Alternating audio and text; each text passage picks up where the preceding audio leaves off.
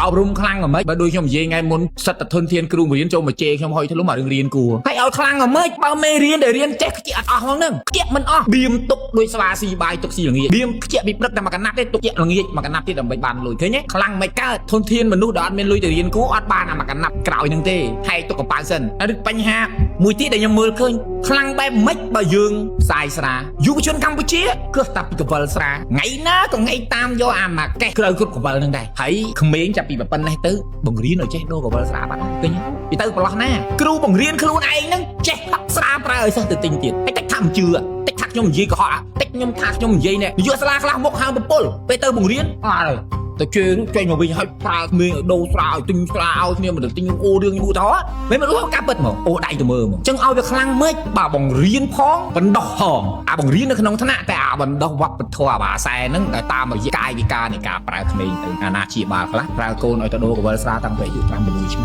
ในเลือบเตี้ยบ้านดอกสลาบรังมุ้ยโจมมาโอ้ยติงตูสะตะไลมา100 200 ล้านมาตั้งดอกสลาแต่แต่ตูสะเพิ่งมากระบาดได้เมียนตั้งเลือบไอคลั่งไม่เกิดไอปวดร้อนคลั่งไม่เกิดนี่มาจับอารมณ์มันนั่งมันเตอร์บ้านประเทศยืนนึกวิมีนทนเทียนในบัดทนเทียนเมียนหายใบจิงงี้แต่ขนมระบอบดักนอมนโยบายเด็กปักติดเมียนมุ้ยเด็กหมุยเมียนปีกเด็กปีกินน้ำประกาศประเทศชิดไผ่พอกกายนอมขมายรู้ว่าดังเด็กนี้ไม่เติมไม่อะไรเนี่ยแต่มุกติดไม่ถัดว่ายังเบอร์เคยถ่ายเรื่องน้องวิกูยืนชื่อกบ้าแล้วแบบประเทศบัดไงเนี่ยก็ประเทศบัดได้มันจังเย่เย่แต่ใครแปลกตรงกันนะจังเย่จ๊อกเอาคนท่านยี่จานเขาจานมันยี่มันเขาปีนี้เบี้ยปีนิยมหายก็ปีนิยมมาจานชนำได้ปลุกแต่ยืงประกันปีถึงอ่อนหนึ่งเฮาอีกเติบประเทศบ่ยืงหรือก็กำรัดการยดังบ่ปรดบ่ยืงคลายเตอจีสัญแกกรันกำนึดได้ซาไอได้ซาตายวับเป็นทัวมวยđểท่านยี่จานเขาจานมันยี่มันเขาอันนั้นบ่บัดทวีในขนมเตี้ยต่างมาดองรถต่ออัดเขาถึงทีจังไงเชียงฮางเรื่องคลาแกถ้าฟับเป็นทัวโยรุคลูนะไม่เคยลงมันเดินมาเนี่ยในริมเดินสเปียก็บานเสียแต่บัดไม่จับอารมณ์ได้ก็ถ้ากัมพูชีเวลามุมดอลเปลได้ชอบปลาวับเป็นทัวโยรุคลูนะสมรู้สมตำรัวเต้สมตำรุยคลูนเต้นาเธอไอเธอเตอร์ខ្ញុំអត់ហ៊ានទេខ្ញុំអត់ដឹងនិយាយទេ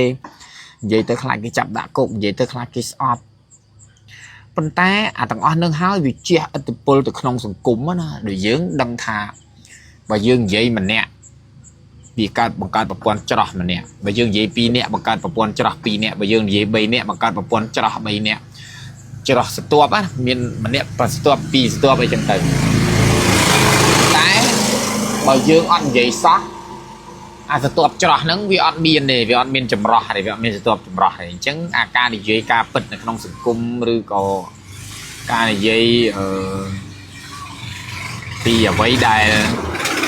សង្គមចង់បាននេះវាដូចជាការនិយាយបង្កើតនៅ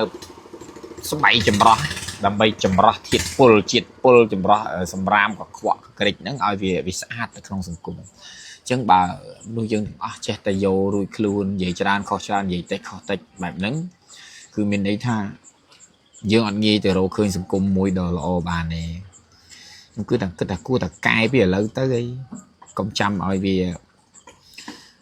20ឆ្នាំ30ឆ្នាំទៀតយើងងាប់អស់ទៅបានក្មេងៗវាកែនោះនេះធ្វើពីឥឡូវទៅបន្តិចម្នាក់ទៅបង្កើតប្រព័ន្ធច្រោះម្នាក់មួយស្ទាប់ទៅទីមួយបង្កើតប្រព័ន្ធច្រោះនៅក្នុងគ្រួសារយើងសិនទៅបើមិនអាចបង្កើតប្រព័ន្ធច្រោះនៅក្នុងសង្គមបានទេបង្កើតប្រព័ន្ធច្រោះក្នុងគ្រួសារសិនទៅឲ្យគ្រួសារយើងរស់នៅដោយភាពស្អាតរស់នៅដោយសេចក្តីថ្លៃថ្នូររស់នៅដោយអត់មានគំនាបសម្ពាធរស់នៅដោយមិនបៀតបៀនអ្នកដទៃអីសិនទៅហ្នឹងណាចឹងអរគុណច្រើនសំណុំពោនិយាយពីមេភូមិ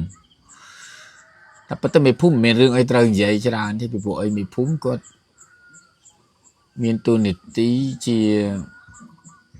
អ្នកជំនួយការឲ្យមេឃុំទូនីតិរបស់គាត់គឺគាត់ទៅធ្វើការក្នុងនាមជា